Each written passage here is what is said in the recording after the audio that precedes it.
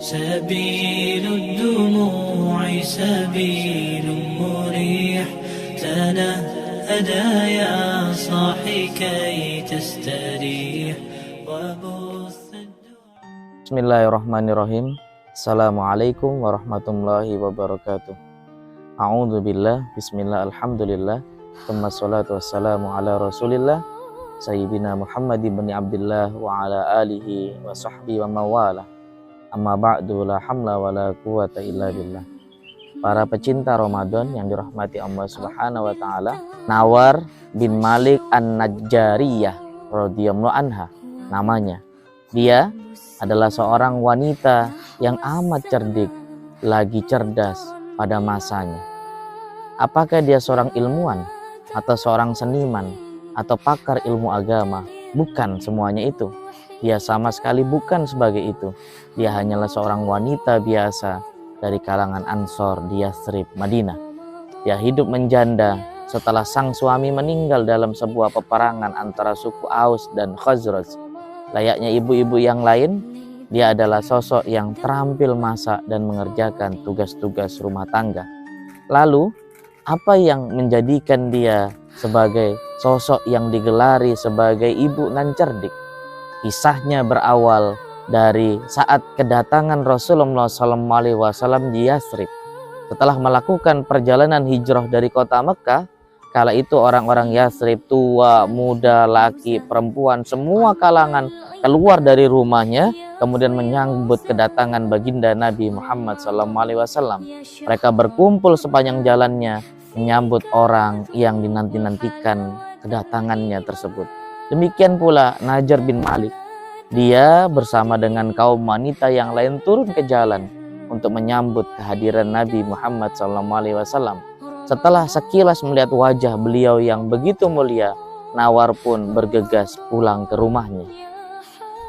Apa yang dilakukannya? Dia langsung pergi ke dapur.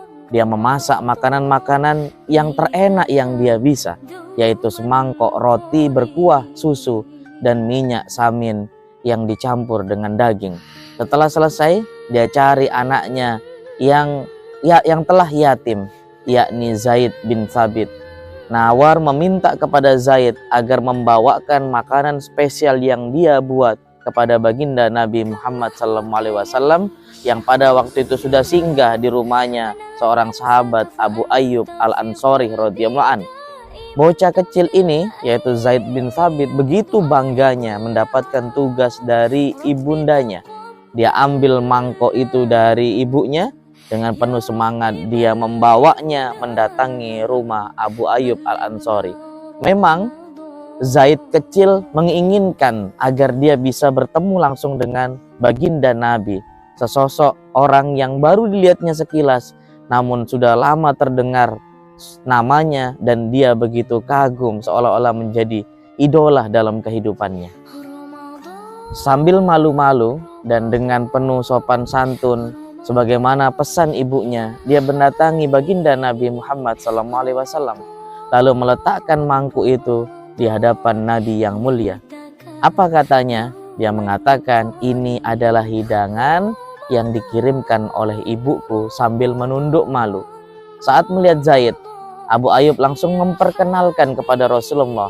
Maka beliau pun, baginda Nabi, tersenyum ramah, lalu mengusap kepala bocah itu seraya berkata, semoga Allah Subhanahu wa taala memberkahimu, nak. Inilah hadiah pertama yang Rasulullah terima seketika Rasulullah tiba di Madinah. Dan inilah doa pertama yang Rasulullah khususkan untuk seorang anak di Madinah. Terkait dengan hal ini, Nawar bin Malik sampai berujar, inilah doa yang lebih aku cintai daripada dunia dan seisinya. Bayangkan para pecinta Ramadan yang dimuliakan Allah Subhanahu wa taala, efek dari doa yang disampaikan Rasulullah kepada Zaid kecil ini sungguh luar biasa. Zaid bin Thabit tumbuh sebagai anak yang cerdas dan diberkahi. Di bawah bimbingan baginda Nabi Muhammad SAW, dia menjadi sosok ahli ilmu dari kalangan sahabat. Dia tercatat sebagai salah seorang pakar Al-Quran, sekaligus pakar ilmu waris. Zaid bin Thabit pun kemudian satu ketika nanti dipercaya menjadi sekretaris Nabi. Kepada Zaid, Nabi memerintahkan agar dia mempelajari bahasa Suryani, bahasanya orang-orang Yahudi kuno. Zaid mampu menguasai bahasa itu dalam hitungan hari. Karena kecerdasan, kejujuran, kebaikan akhlak, dan hafalan Al-Qur'annya sangat baik, maka Zaid kelak ditunjuk sebagai ketua pengumpulan dan penulisan atau pengkodifikasian Al-Qur'an pada masa Khalifah Utsman bin Affan radhiyallahu an. Tentu saja kita dan anak keturunan kita tidak bisa seperti Zaid bin Thabit yang langsung didoakan oleh baginda Nabi Muhammad SAW. Akan tetapi ada hal-hal yang bisa kita lakukan baik bagi diri kita termasuk anak-anak kita. Apa itu? Pertama, kita minta kepada doa pewaris Nabi. Dalam hal ini adalah al-ulama. Al-ulama warasatul anbiya. Ulama adalah pewarisnya para nabi. Mereka yang takut kepada Allah, mereka adalah guru-guru kita.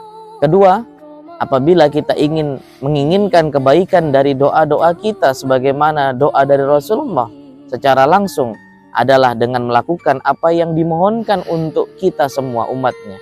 Ambil satu contoh, Rasulullah itu senantiasa mendoakan kebaikan dan keberkahan bagi umatnya di pagi hari. Maka kita jangan pernah mengisi pagi hari kita kecuali dengan beragam aktivitas yang penuh dengan kebaikan sebagaimana yang dicontohkan Nabi. Dalam sebuah hadis yang diriwayatkan oleh Ahmad dan Al-Baihaqi, diceritakan bahwa ketika Nabi pulang dari sholat subuh di Masjid Nabawi, beliau mendapati putrinya Fatimah sedang tidur-tiduran. Dengan penuh kasih sayang, lantas beliau menggerakkan badan putrinya itu, lalu berkata, "Wahai anakku, bangunlah, saksikanlah rezeki daripada Rabbmu, dan janganlah kamu termasuk ke dalam orang-orang yang lalai. Sesungguhnya Allah memberikan rezeki kepada hamba-hambanya antara terbit fajar sampai dengan terbitnya matahari."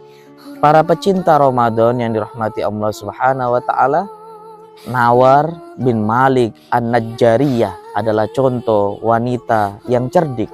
Bagaimana dia berupaya untuk mendekatkan diri kepada Rasulullah. Kemudian imbasnya anaknya dapat kebaikan doa dari baginda Nabi.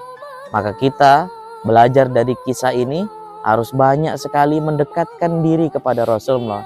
Caranya adalah dengan mengamalkan sunnah-sunnah dari Rasulullah agar kemudian kita hidup dalam lingkup keberkahan dari apa yang pernah dicontohkan dan diteladankan oleh baginda Nabi Muhammad SAW. Para pecinta Ramadan yang dirahmati Allah Subhanahu wa taala, demikian semoga bermanfaat. Wallahu a'lam bishawab. Hadana wa iyyakum ajma'in. Ihdinas siratal mustaqim. Wallahul muwaffiq ila aqwamit thoriq. Assalamualaikum warahmatullahi wabarakatuh.